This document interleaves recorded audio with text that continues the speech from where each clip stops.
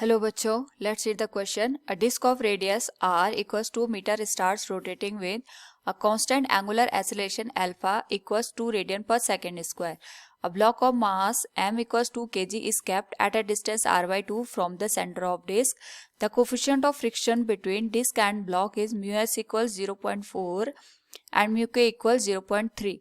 Acceleration of block when it just slips with respect to ground and with respect to disk are respectively. Here we have given 4 options. Now to answer this question, first we will discuss here the key concept.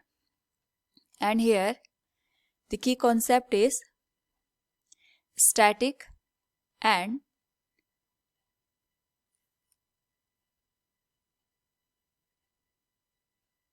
kinetic friction in rotational motion.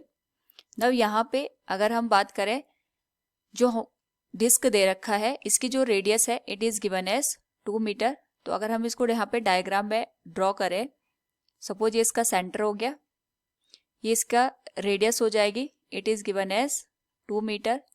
और यहाँ से r/2 distance पे हमने एक block रखा है जिसका मास m given है. सपोज ये डिस्क है, एक एंटी क्लॉकवाइज डायरेक्शन में यहाँ पे मूव कर रहा है with angular velocity that is omega, और इसका जो यहाँ पे एंगुलर एसिलेशन गिवन है दैट इज 2 रेडियन पर सेकेंड स्क्वायर, और ये कांस्टेंट वैल्यू का हमें गिवन है. रेडियस की वैल्यू 2 मीटर दे रखी है. हमें यहाँ पे जो ब्लॉक है इसका एसिलेशन फाइंड आउट करना है with respect to ground and with respect to the disc. तो सबसे पहले अगर हम बात करें यहाँ पे with respect to the ground, तो जो डिस्क है इस तरीके से रोटेशन कर रही है विद एंगुलर वेलोसिटी ओमेगा. तो हम ये मान के चलते हैं जब भी रोटेशन होता है तो जो सिस्टम हमें गिवन होता है उस सिस्टम का हर एक पार्टिकल किसी एक्सिस के करस्पॉन्डिंग यहाँ पे सर्कुलर मोशन करता है. तो सपोज ये हमारे पास एक्सिस है, इसके करस्पॉन्डिंग यहाँ पे रोटेशन परफॉर्म किया जा रहा है which is passing through the centre.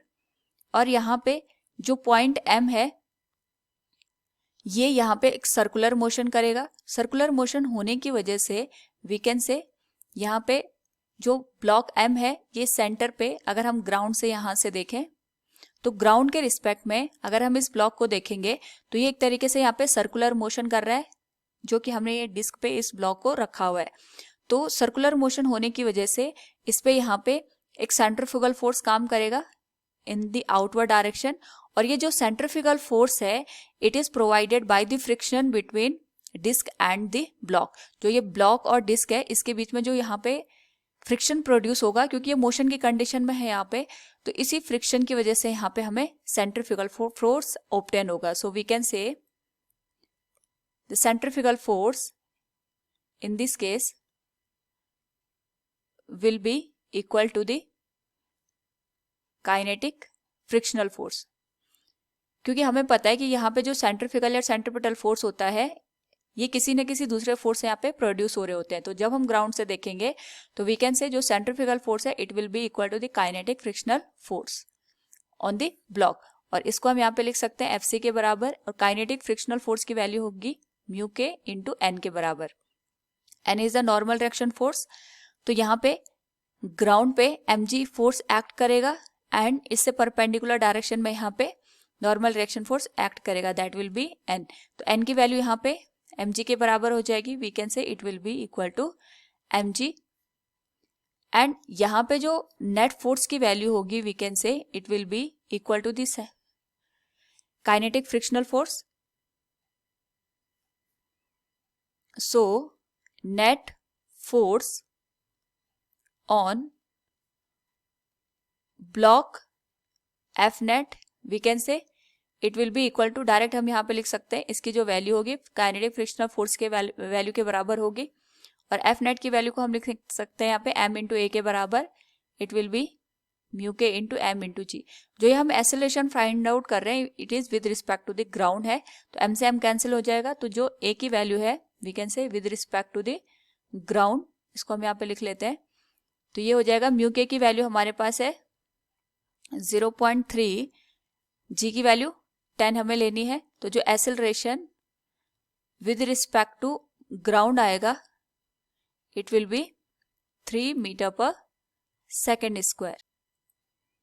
Now यहाँ पे अगर हम बात करें डिस्क के रिस्पेक्ट में एक्सेलरेशन की, तो हम यहाँ पे खुद डिस्क के ऊपर सिचुएटेड हो जाते हैं।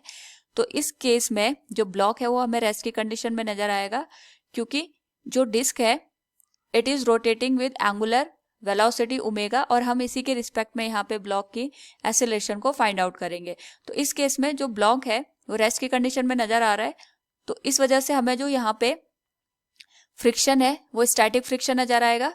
और साथ में क्योंकि ये जो ब्लॉक है ये हमने डिस्क के ऊपर रखा है और डिस्क यहाँ पे एंगुलर वेलोसिटी ओमेगा के साथ रोटेट कर रहा है, तो इस पे हम एक स्यूडो फोर्स कंसिडर करेंगे in the outward direction which will be equal to the kinetic friction, जो कि हमने फर्स्ट केस में यहाँ पे फाइंड आउट किया था, दैट विल बी एफ के। और जो ये हमारे पास स्टैटिक फ्रिक्शन है यही यहाँ पे इसको सेंट्रीपिटल फोर्स प्रोवाइड करवाएगा, क्योंकि वी नो दैट जब भी कोई ऑब्जेक्ट रोटेशनल मोशन करता है उस पर्टिकुलर केस में हर एक पॉइंट अपने आप में जब पे सर्कुलर मोशन परफॉर्म करता है। तो जो ब्लॉक एम है हम इसको यहाँ पे पॉइंट कंसिडर करते हैं, तो वी कैन से यहाँ पे एक सेंटर की साइड सेंट्रीपिटल फोर्स एक्ट करेगा, और वी नो दैट जो सेंट्रीपिटल फोर्स होता है वो किसी न किसी अनदर फोर्स से यहाँ पे प्रोड्यूस होता है। जो एफ सी की वैल्यू होगी इसको हम यहाँ पे लिख सकते हैं M omega square R will be equal to frictional force F S. तो जो नेट फोर्स की वैल्यू होगी it will be F S minus F के बराबर। एफ एस की जो वैल्यू है we can write it will be mu S into M G, और एफ के की वैल्यू हो जाएगी म्यू के इंटू एम जी के। और नेट जो फोर्स की वैल्यू होगी it will be M into A. M से एम सारे कैंसिल हो जाएंगे, हम इसको ए डैश यहाँ पे लिख लेते हैं क्योंकि ये डिस्क के रिस्पेक्ट में हम यहाँ पे एक्सेलरेशन निकाल रहे हैं। सो ए डैश विल बी एम से एम कैंसिल करने के बाद म्यू एस माइनस म्यू के इंटू जी। नाउ यहाँ पे जो म्यू एस की वैल्यू इट इज 0.4, म्यू के की वैल्यू 0.3 है, और यहाँ पे जो जी की वैल्यू आएगी it will be 10। So the value of acceleration will be 0.1 into 10, that will be 1 metre per second square.